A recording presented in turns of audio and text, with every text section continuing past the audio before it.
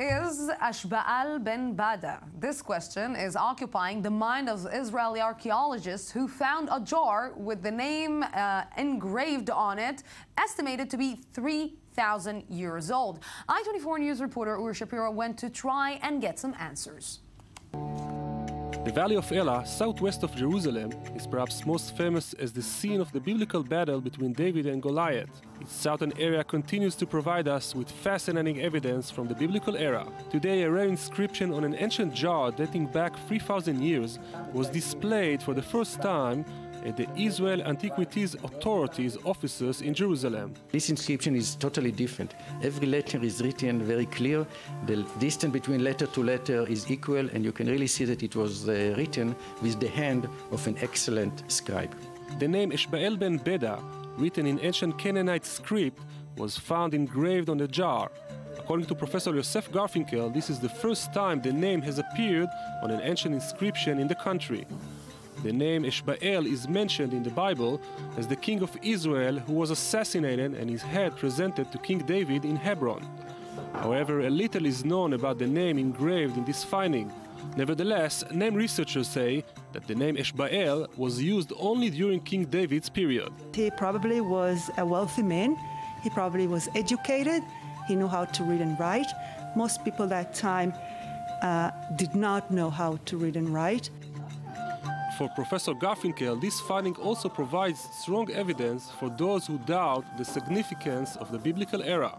After this find and after this inscription, nobody can say anymore that the time of David and Solomon was an era where nothing took place. You see urbanism, you see writing, you see trade connections. Only a week ago, a church from the Byzantine era was found on the outskirts of Jerusalem by workers expanding the Jerusalem-Tel Aviv highway. As the conflict in the region continues, every week new evidence comes to light regarding, even proving, its glorious past. And with me to understand a little bit more about this amazing finding is correspondent Uri Shapira, is joining me right now here in the studio. Good evening. Good evening. You know, we're hearing right now in your report that the archaeologist is saying nobody can say now that this era wasn't existed, that Eshba'al was not existing. And how can he actually prove this? By a jar? Because, you know, now everyone can come and say, you know what? No, you're not right because I found something else completely. Yes, there are several ways to find out. Of course, there are two schools, as you mentioned. One, the traditional school that try to ties between the Bible and the historic finds, and another school, starting from the 90s, that says actually that the kingdom of David was not exist, and it all came from Persian myth.